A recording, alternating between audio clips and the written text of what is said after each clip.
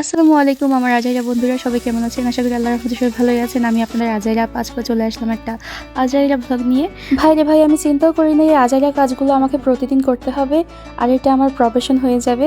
এখন যাক ভালোই হয়েছে, জোলাপাতি খেলেও আর্নিং হয়, এটার চেয়ে মজার বিষয় আর কি হতে পারে।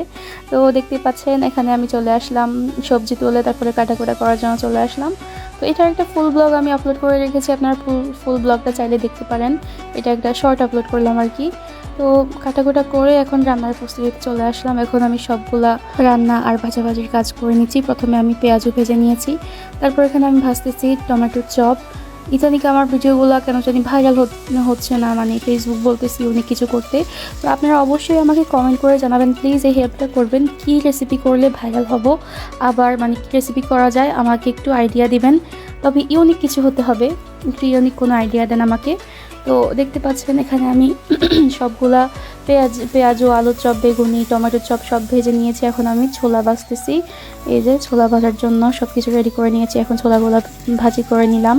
তো আজকের ভিডিও এটা এই পর্যন্তই। কেমন লেগেছে অবশ্যই জানাবেন। আল্লাহ হাফেজ।